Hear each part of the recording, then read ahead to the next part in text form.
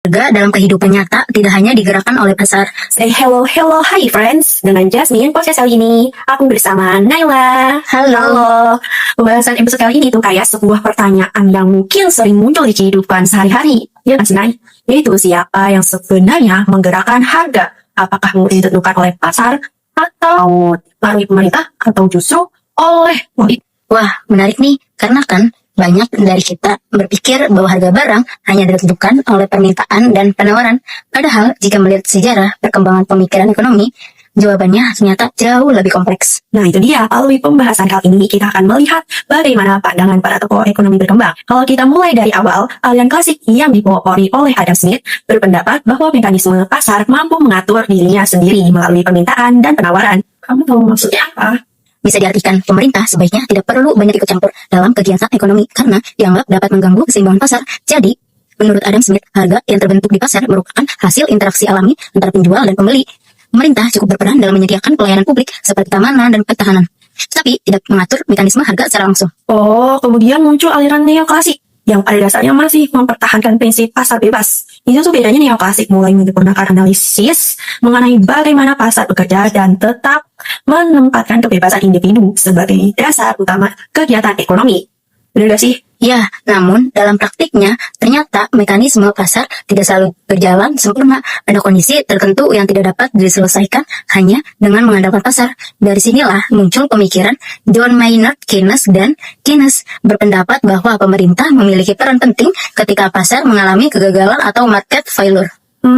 Jadi misalnya saat terjadi pengangguran tinggi, krisis ekonomi, ataupun ketimpangan yang tidak mampu diatasi oleh mekanisme pasar sendiri, kita bisa ambil contoh pada penyediaan BPJS Kesehatan, pembangunan jalan raya, ataupun fasilitas umum lainnya, ya kan ya? Layanan seperti itu termasuk public goods atau pelayanan publik yang sulit disediakan secara optimal jika hanya disediakan kepada mekanisme pasar. Selain itu, pemerintah juga memiliki 3 fungsi penting, yaitu fungsi alokasi, distribusi, dan stabilisasi. Fungsi alokasi berkaitan dengan menyediakan barang publik. Fungsi distribusi bertujuan mengurangi ketimpangan pendapatan. Sedangkan fungsi stabilisasi menjaga agar perekonomian tetap stabil ketika terjadi gejolak. Lalu, muncul perkembangan berikutnya dalam ekonomi politik neoklasik yang menjelaskan bahwa harga ternyata tidak hanya mempengaruhi oleh ekonomi tetapi juga oleh faktor politik. Contohnya, ketika terjadi konflik geopolitik antara Iran dan Amerika yang berdampak pada kawasan Selat Hormuz, meskipun produksi minyak dunia belum tentu turun secara drastis. Kekhawatiran terhadap terganggunya jalur distribusi menyebabkan harga minyak dunia meningkat. Oh, I see. Artinya tuh kayak kenaikan harga tersebut bukan semata-mata mekanisme permintaan dan penawaran, tetapi juga dipengaruhi oleh kondisi politik internasional. Jadi, ekonomi dan politik saling berkaitan dalam menentukan kondisi pasar. Betul begitu?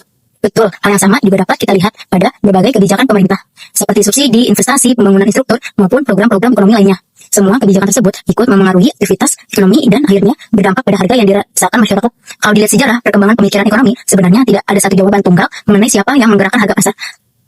Memang berperan penting, tetapi pemerintah dan kondisi politik juga memiliki pengaruh yang sangat besar. Sejarah pemikiran ekonomi itu menunjukkan adanya perkembangan cara pandang terhadap pembentukan harga, mulai dari kepercayaan penuh terhadap mekanisme pasar pada aliran klasik berkembang menjadi pengakuan bahwa pemerintah perlu hadir ketika terjadi kegagalan pasar, hingga munculnya perdagangan bahwa faktor politik juga tidak dapat dipisahkan dari aktivitas ekonomi. Dan dapat disimpulkan bahwa harga dalam kehidupan nyata tidak hanya digerakkan oleh pasar, tetapi juga dipengaruhi oleh kebijakan pemerintah dan dinamika politik, baik di tingkat nasional maupun internasional. Ya, semoga pembahasan ini dapat menambah pemahaman kita bahwa teori-teori ekonomi yang berkembang dari masa ke masa masih sangat relevan untuk menjelaskan bagaimana fenomena ekonomi yang kita hadapi saat ini. Terima kasih, selamat belajar dan sampai jumpa. Bye.